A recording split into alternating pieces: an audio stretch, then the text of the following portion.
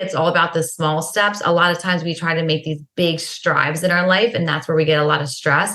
My job and what I do now, what I preach on and educate on, is very much taking the little thing every single day and more focused on consistency in your life than trying to reach that big milestone.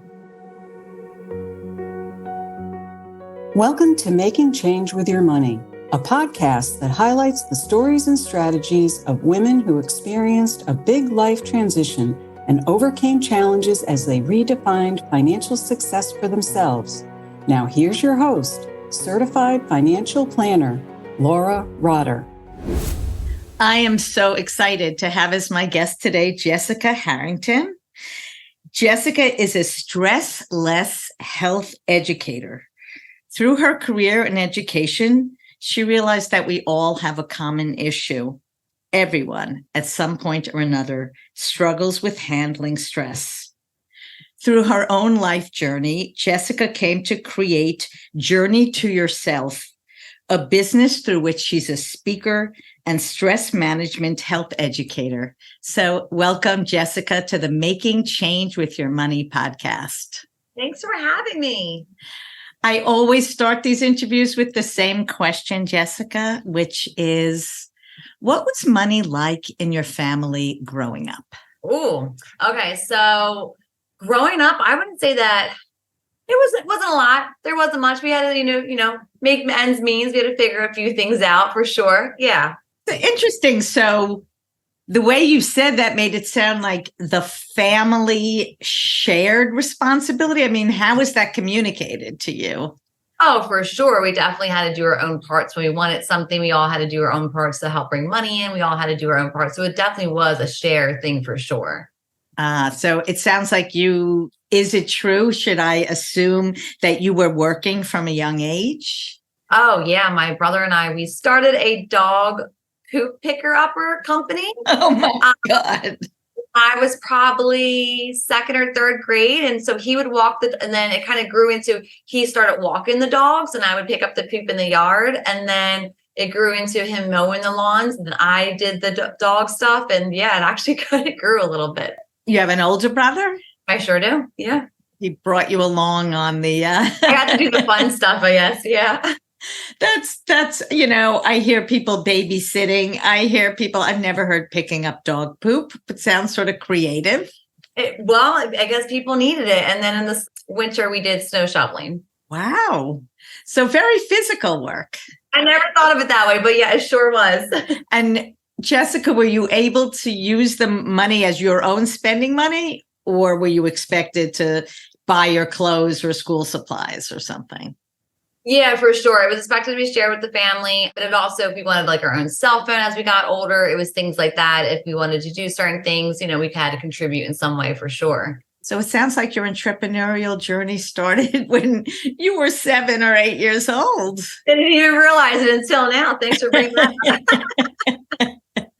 So then I always wonder, were you expected to go to college? I mean, clearly it was communicated that funds weren't plentiful. So what was the expectation with higher education? I would say that it was more of work hard more than anything, right? That kind of mindset to get where you wanted. But, education was going to be a help to get you there. I went to college. I got my master's. My brother, he went to, what's it called? I just lost the whole name. But he went to a tech school, basically. And so he got a degree in that. Yeah. So he went to school, I went to school, and yeah, we did our thing. And I do have in my notes here that you received your master's in public health at Westchester University. So let's begin talking about your journey. What was your interest in Masters of Public Health? Where did that come from? Yeah, so my super nutshell story is I started my career in the drug and alcohol field. So my parents, they also had an addiction issue. So I went to that field thinking I was going to help prevent it in that way. And then when I was working, my job at the rehab was working with men reduce their sentence from jail. Never a boring day for sure. But when I was there, I decided I wanted to be on the prevention side of things. So I went back to school and that's when I got my master's in public health. And to your point, I technically learned about entrepreneurship growing up, but what I think when it really sank in is when I got my master's and I really said, oh, I can do my own thing. Well, this is really cool. So yeah. So what I'm hearing is that your interest in public health began, frankly, because of what was happening in your own family. Is that correct? I would say I actually didn't know what public health was until I wanted to go back to school because my undergrad's in social work. So that's how I was focused on drug and alcohol. But then when I said I wanted to be on the prevention side of things, I started calling colleges and they said, oh, get your master's in public health. And I never heard of it at that point, but now I do. So was social work then a reaction to? I would say so. Because I was thinking nursing, but I wanted to be in a different kind of support system for people. So I went to social work. Interesting. And so then I'm just curious, right? Again, I'm assuming you needed to come up with funds to pay for your master's. I mean, what was the impetus to go on and get, more education? I think it was a lot for me in the sense of proving to myself that I could. I didn't have to. So I think it was more of a me going, oh, you can do this. You can succeed, because not a lot of people know, but for grad school, you have to keep A's and B's. You can't just pass by, you have to get the higher level grades. So, just proving to myself that I was that person that could get that grade. So that was pretty cool. Interesting. So you're a person, I'm just trying to get a sense of who you are, Jessica. So would you say that you're a competitive person? It sounds like you're at least competitive with yourself. I would say probably more towards myself, proving to myself that I can get to the next level. I think, again, that kind of goes with the entrepreneurship, going, okay, well, what else can I do? What else can I do? So as we're talking about entrepreneurship, were you working while you got your master's? Was it something that you did? You were? Yes, I had a full-time job and a part-time job. Wow. Doing what? So my full-time job, I was working in the inner city. It's at a place called Kid Smiles. It's a nonprofit dentist office. So I would go to hospitals and go to schools and educate children on how to take care of their teeth. And then I was a bartender. So all people-oriented positions, which of course I suppose going into social work, though Masters of Public Health is a little bit of a detour because it tends to be, and actually please correct me if I'm wrong, can be more policy-oriented, correct? As opposed to one-on-one. It's definitely a STEM for more policy oriented. For me, I looked at it as more of an education piece. I think sometimes when we look at social work and therapy and human services and things like that, it's more of, like you're saying, that one-to-one work. And I think a lot of times we overlook the importance of community and educating the entire community. So I think that's where that comes from too. And so please share what through line there is, perhaps as you talk more about your individual journey of community, which you just mentioned. Was there a through line, and what was it? Oh, for sure. Even just growing up, thinking about just my brother and I's dog business, right? People didn't have to hire a second and third grader, a third and fourth grader, they didn't have to hire these kids to pick up their dog poop. They're like, all right, fine, let me help you out. And, they gave us jobs, they gave us support, they looked out for us, right? So, and that those relationships continue with us today. And so I think that speaks highly about your community. And just even with my business wouldn't be a business if I didn't have the people in my community. I would just be speaking to the wall, I guess, and thank you for sharing that. I was thinking more of your intention to serve a community when you went for your master's or when you started your business. So when did you start your business in relationship to when you graduated? And what was your intention? So when I graduated, I wanted to work specifically with moms. I thought, helping them reduce their stress, be their support system. I started kind of playing around with that arena when I was in my day job, but also when I kind of just started learning more about my business. I would go to libraries and just do mom groups, and they just have such a strong community, the way that they support each other, the way they uplift each other, the way that I would walk into their room and I could say 3 words and the rest of them would just take on, and they just say, oh my gosh, new mom, college mom. It didn't matter. They just wanted to be there for each other with no judgment. The one woman would walk in and say, I didn't get the shower today. And there's great, but you got out of the house. There was just this cheer in this moment that I don't think you can recreate on purpose. It's just there. And that's kind of where it was my other aha moment about community and about supporting others. And as I started growing, learning more about my business, you learn a lot about yourself. And so it was more of like, what other communities are out there. And I just got to learn that there's a lot. Were you a mom yourself, Jessica? No, not a mom, just a dog mom. Not a mom. It's interesting that you say that about moms being supportive. I have found that as someone who had a previous, quite a long career in a very male-dominated field on Wall Street, and I first discovered it when I did a yoga teacher training, that women can be very supportive of each other. That there was a way that, we each had to teach yoga to each other and to the instructor. And on Wall Street, if I had to speak publicly, I had to just suck it up and have no fear and speak publicly. Whereas teaching in front of each other, everyone was vulnerable and talked about their hesitation and their fear. And it was, to me, the most empowering thing. So it's interesting that you singled out moms. I wonder what you found about, communities of women.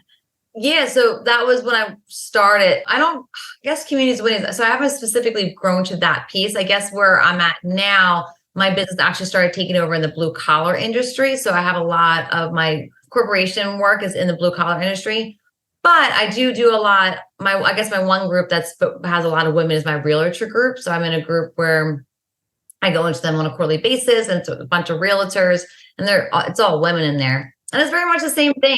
I feel like they're also all moms too. So maybe that's why I see a lot of the same thing, which is nice. Jessica, you talked about the community that supported you when you were younger. Are you still in that same community?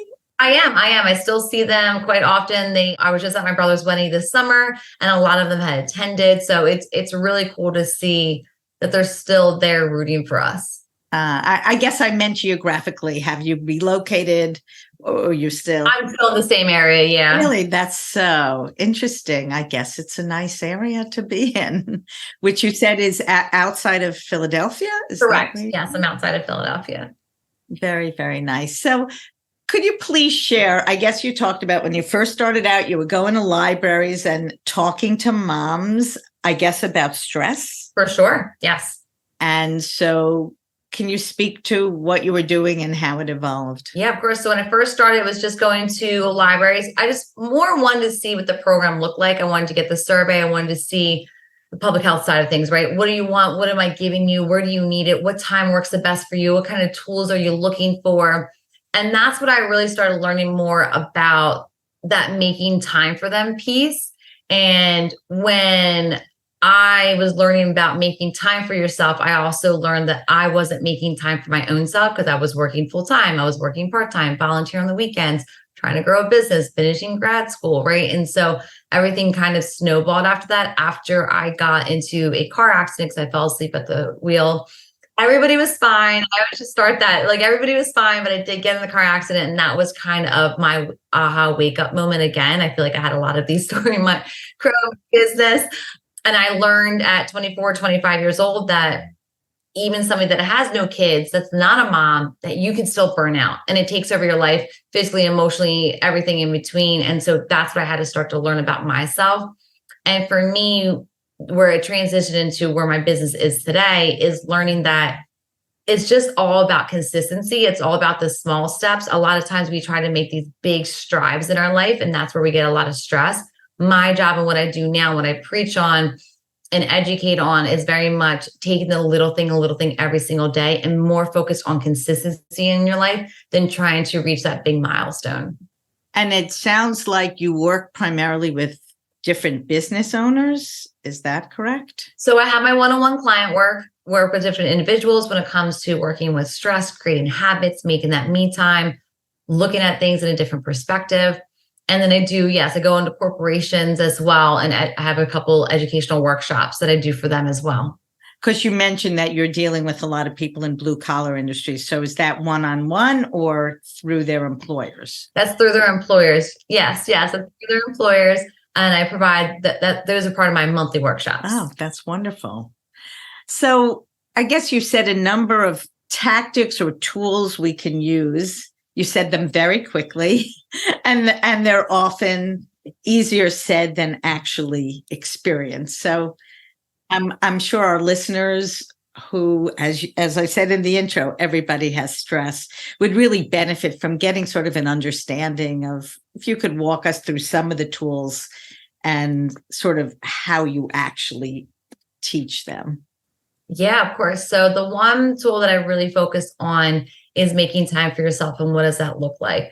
So kind of you asked me about my story earlier too, where it said, well, what did I learn about me, my burnout, everything in between. And so one of the things that I learned about was making my time for myself. And what I did was every morning I would sit outside with a cup of coffee. Did I drink the entire coffee? No. Did I read a book? Did I journal? Did it last maybe 5 minutes? For sure. But what I did over time was just build that habit of just sitting outside. And what happens then is I started drinking the coffee. After that, then I brought the book out with me. Did I read the book right away? No. But I would, after a while, I started going, okay, let's just read one page today. Next day was just one page. And so it's really focusing on that piece of just building the small consistency. Because like you said earlier too, you agreed with, is that we all experience stress and life is going to happen.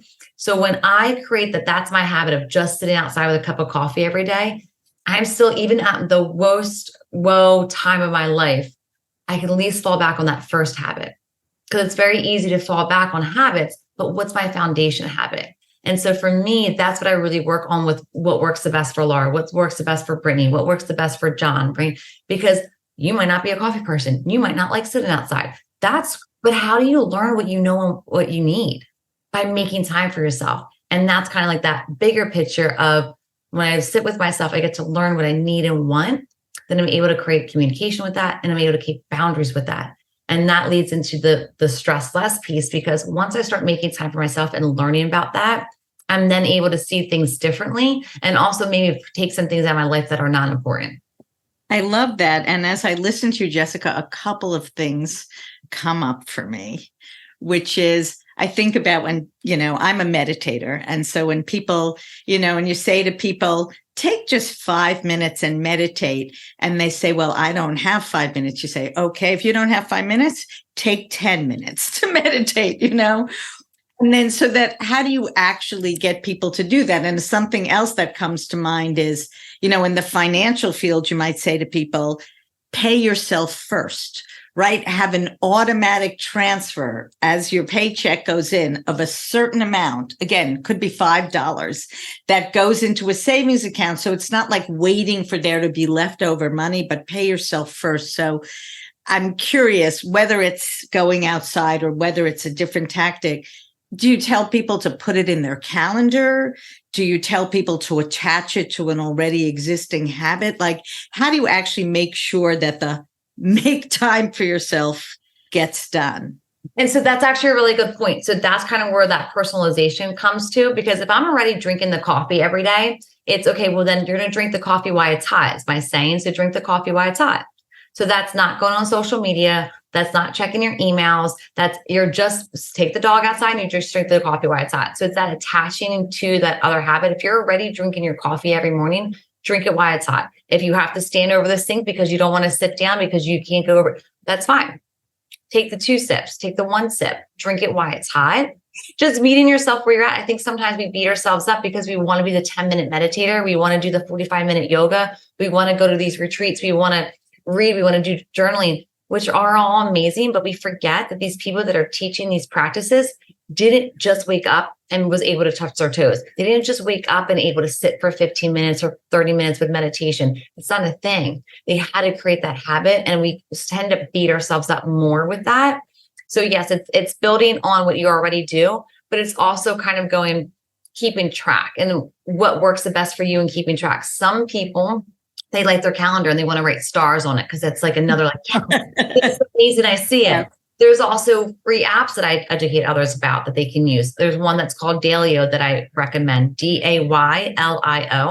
I only give out free apps. So that's one of them, right? So there's always an upgrade, but there's always an upgrade. But, it's literally meeting them where they're at and starting from there. I think the biggest piece with that is doing that check-in. So when it's that one-on-one client work, when I meet with you next week and they say, I hate it writing stars on my calendar. Great. I love that you came aware of that. That's amazing. That's a self-reflection. Why did you not write stars on your calendar? Well, too many people kept asking me why I'm writing stars. Great. Let's not put it there. Let's also talk about why you're thinking about what they're talking about, what kind of feelings they have towards you. So it's having that self-reflection talk on everything that surrounds it. That's really wonderful, Jessica. I think, again, as a meditator, it just helps you take the step back, making time for yourself similarly to actually listen, watch, be an observer of your thoughts, what you react to, your emotional reactions to different things that, we're all running around from one to do to another. There's no time for reflection. It's amazing how even a couple of minutes can make such a difference. Yes, a couple minutes every day. Is there another tool you might be able to share? Yeah, of course. So another piece that I focus on is communication. So with communication is how you talk to yourself. So there's two pieces to this, and how you talk to others. So the first one of talking to others, a lot of times we get frustrated with external factors. My husband this, my kids this, my boss this, they don't do this, right? Very easy to get on a conversation about how other people stress you out. I'm not saying they don't. I'm just saying come back. Don't hang up the podcast. I'm not saying don't stress them out, okay? I'm not saying that. But I'm saying let's take a step back. So when it comes to communication, the one tool I use is thinking about the words we use. So avoiding the words always and never. You never listen. You're always too busy doing this, right? You're always busy working. You never make time for me. When I talk like that, that person now becomes defensive. And what I really didn't say is, I miss you. Can we have date night? I miss you. Let's have lunch together. Let's drink the coffee while it's hot together. So I'm avoiding the words that I actually want to say. And what I'm doing is creating a defense around each other. And what I'm doing is now that every time he works late, every time that he has to go into work, every time that he has another meeting, he has to get off the phone with me, I'm creating more attention because we become defensive. And then what also happens, we start to get, because they become defensive, we now get into this battle. And we get in this battle where I bring up things that happened 6 months ago. You remember what your mother-in-law said at Christmas? Yeah, that sweater was way too tight on you, right? And the winning, we start to name call and we start to, make them feel bad. And we start to feel bad because that's someone we care and love about. So we have that. So because we're all human and because we get into that habit, if you catch yourself today, you're like, okay, I'm going to do that. And then you go home and that person says that one thing, you're like, oh, this is out the window. I just want you to have a conversation. Am I in this to win or resolve? Right? I see the nods, right? The winning is pulling the stuff up from the past. Winning is the name calling. Resolving is going back and saying, what is the one thing I need them to hear? Just one. Nobody likes a long list, right? Just Santa, right? So nobody likes a long list.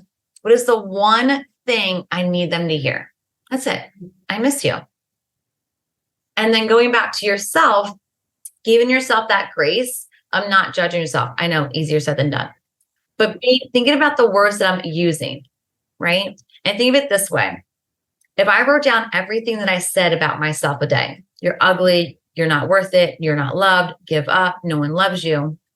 And I wrote at the top of that letter, dear mom, dear best friend, dear sister, and I sent it to them. You wouldn't write something like that to someone you care, love, respect. It's not true. It's not nice, right? And it's not helpful. It ain't helpful. You're absolutely right. It's not helpful. But we do this every single day. And when we start to do this, we start to believe it. And when we start to believe it, we start to look for proof. Oh, there's another reason why I'm not loved. Oh, there's another reason why I'm worthless. Oh, there's another reason why I should give up. So it's finding that one story that you're telling yourself on a daily basis. Remember, just one. Finding that one story that you're telling yourself on a daily basis and changing the story, change the narrative. Or how? Or first recognize it, right? First recognize it, right? But also where's the proof that it's wrong? Right. Because if a neighbor knocked on your door and said, Laura, give up on your podcast, you're like, who the heck? You can go somewhere, right? So you can also name that person. This is Laura's neighbor, Bob Smo, however you want to do it. Goodbye, shut the door. However, right? They call it intrusive thought because those are they're coming for you, right? They're not, like you said, they're not helpful, but we let these unhelpful thoughts and suggestions come in and I'm the one giving them. So again, it's going back to what you just said. It starts with recognition. Very, very powerful, Jessica. Again, so many thoughts come to mind as you spoke. First of all, this acronym that I learned a while ago before I speak, which is WAIT. Why am I talking? Oh, I love that. And because to speak to what you said, sometimes I hear myself about to ask my husband something, and then I say, what do you actually want to hear his response, or are you looking for a specific response? And if you're looking for a specific response, will you be disappointed if he doesn't give it? And so maybe it's not worth asking the question. So that's very helpful. And then I also have on my wall here from Nonviolent Communication. It's a kind of methodology of a list of feelings and unmet needs, because we do have a tendency to blame. You never listen to me when I'm talking or something, as opposed to, if you can, and sometimes again, you're feeling too reactive and it's not the right time, but to name the need. When you stare at your phone when I speak, I don't feel heard and I feel a need, and to try to bring it back to you, as opposed to, again, always easy. That's why it's taped to my wall.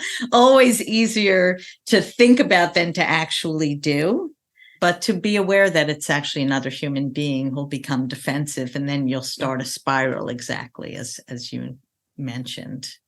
Words are very powerful. We really need to be aware of how we speak to other people. I'm curious if you have a success story or, that you could share, someone that comes to mind. We don't need to name names, or even yourself, because often, right, we teach what we need to learn.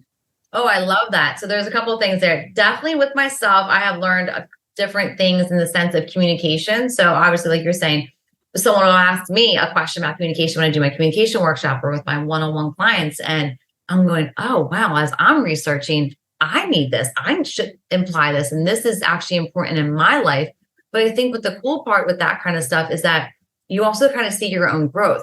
Because 5 years ago, Jess wouldn't be open to that habit, wouldn't be open to that communication level, wouldn't be open to that. And I think that's kind of what I see now is a different light on people that are not open to what I teach. It's very much, they're not ready. And there's nothing wrong with someone not being ready or not being open. And I think for me, when I first started my business, it was kind of a pride, like, well, I teach great stuff. I love what I teach, but not everybody's in that boat. And there's nothing wrong with that. And there's nothing wrong with them. They're not a bad person or an evil person because they're not following behind my train, And so I think there was a lot of growth for me in the prideness, but in the communication world and overall just self-love, that self-confidence that when that person's ready or when they need something, I have built a relationship where they can come to me.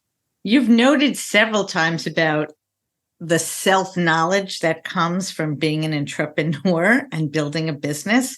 No one tells you that it's going to be a journey bumping up against your own comfort level. And they don't put that in the books. Right. They don't. They tell you how to send emails. They tell you how to. Exactly. And not the voices that, you talked about a couple of minutes ago, which is like, you suck at this and no one will ever want to work with you. And they don't say none of that. No. They raise the prices, they say, they say, nope.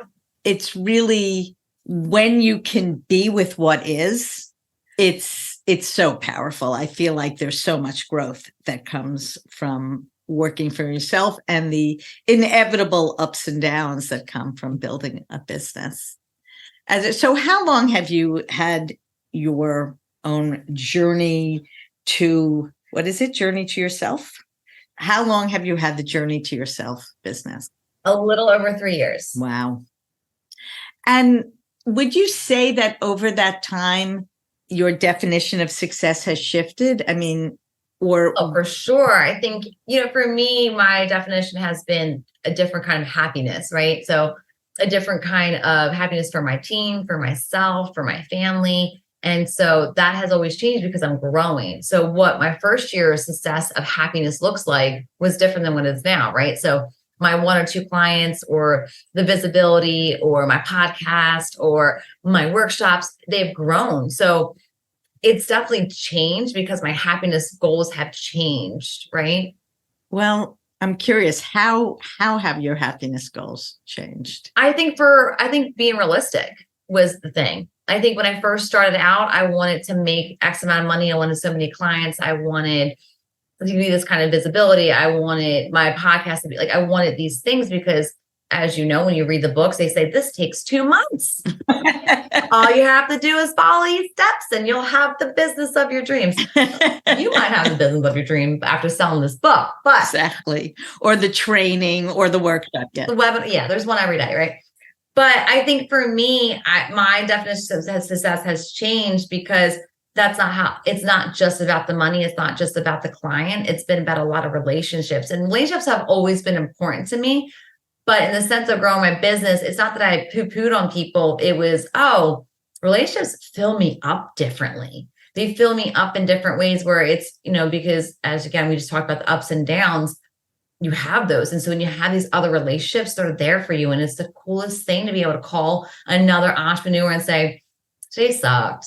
And they're going, I know, tell me about it. What you got going on? But you can call that same entrepreneur and say, guess what deal just signed? Right. And they're going, great. Let's go grab a drink tonight. Let's go grab dinner. Let's go grab ice cream. Let me send you some flowers, whatever the case may be.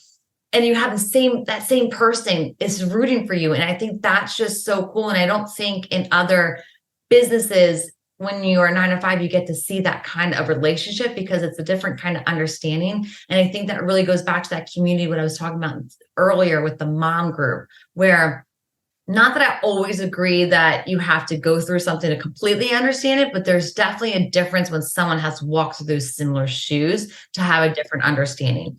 And the only reason why I say it is because like I said, I was a social worker in the drug and alcohol field, never touched anything in my life, but that wasn't my addiction. My addiction was working, right? And so I had a different understanding, and it kind of going with the moms, I had to step up differently with my family, but I never was a mom, right? And so, I have some similarities in understanding, but it's definitely different when you have somebody that has literally walked through what you walk through. Very true. So it sounds like you really do make use of support systems of other business owners. Oh, for sure. For sure. And so also I'm going to reflect back to you that it seems that, of course, in your best moments, you recognize what a blessing that is, that you're the kind of person that has attracted community. And I'm sure you give back to others in the way they give back to you. You definitely strike me as a person who does that. And you're recognizing the benefit of that. Because as you said, the recognizing, because we could have that all day long, but just focus on what we don't have. I came back, it's a couple of weeks ago now. I did a couple of days at a silent meditation retreat. And I've shared with others coming back with this concept of, when someone's saying, how am I? My answer is, I couldn't be better. And not because I'm doing spiritual bypassing and pretending life is perfect, but like in this moment, this is my life.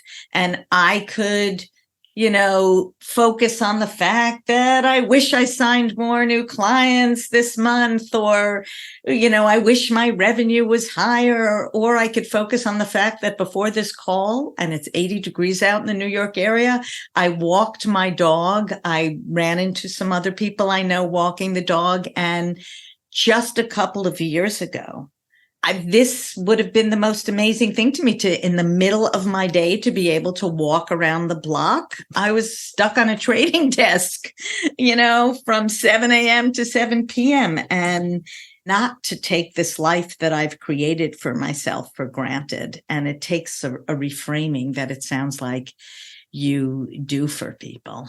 Love that. Reframing is definitely a huge piece, right? That different perspective is really important. So Jessica, can you please share with our listeners what kind of people you like to work with, and if it resonates with them, the best way to get in touch with you?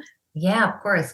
So for the one-on-one client work, I work a lot with that person that is always saying yes, that person that struggles with the work-life balance, that person that is at everybody's place that's, making the home meal pies and then has to run to this place and they made a lasagna for this person, that person that's showing up for everybody else and really struggles with showing up for themselves, that person that wants that next level for themselves, but might not know what that looks like. That person that says, oh, I'm not stressed, but then is sad sometimes when they're by themselves.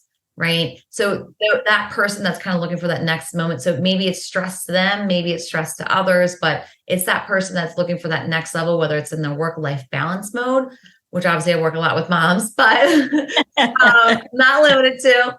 I work a lot with business owners typically too, even college students, right? They're just trying to figure out that next step for themselves, but it's very much them self-focused. And what does that look like for them? Thank you. And to get a sense of your work, do you have anything? I do see that you mentioned that you have something on your website.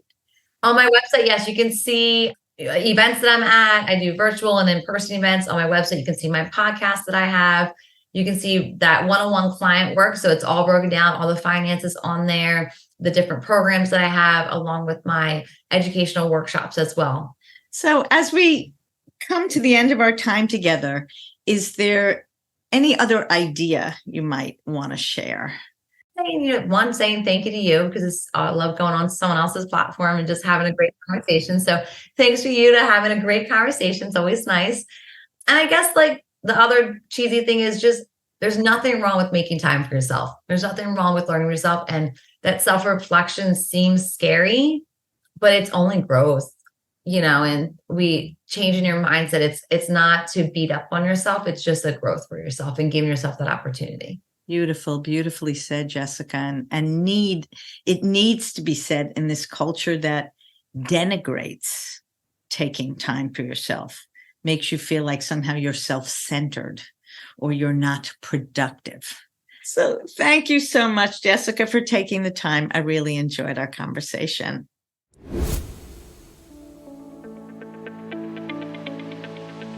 I hope you enjoyed my conversation with Jessica Harrington, a public health educator and founder of Journey to Yourself.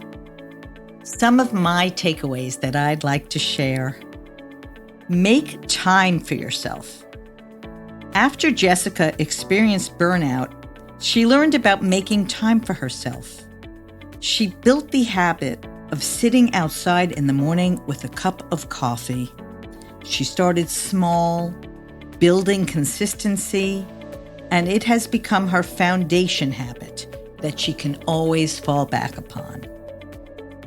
Another takeaway: remove things from your life that aren't important. Once Jessica started making time for herself, she came to understand what she needed and wanted, and was able to see things differently. As a result, she began to take things out of her life that were no longer important to her. I loved her saying, "Drink the coffee while it's hot." In other words, if you've committed to making time for yourself by, for example, having a cup of coffee outside, then commit to drinking the coffee while it's hot, even if that means you don't have the time and you're just standing over the sink. Don't check your email or begin to doom scroll before that first habit. And finally, Jessica urges us to think about the words we're using in conversation with others, as well as words you're using with yourself.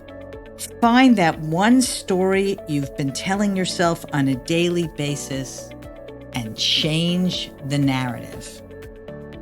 Are you enjoying this podcast? Don't forget to subscribe so you won't miss next week's episode.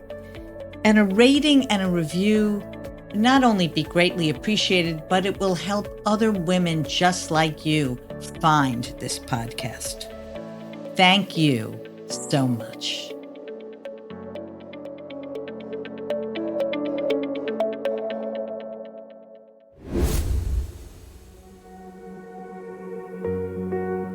Thanks for listening to Making Change with Your Money. Certified financial planner Laura Rotter specializes in helping people just like you organize, clarify, and invest their money in order to support a life of purpose and meaning.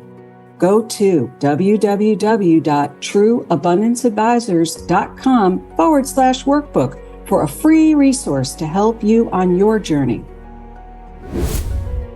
Disclaimer, please remember that the information shared by this podcast does not constitute accounting, legal, tax, investment, or financial advice. It's for information purposes only. You should seek appropriate professional advice for your specific information.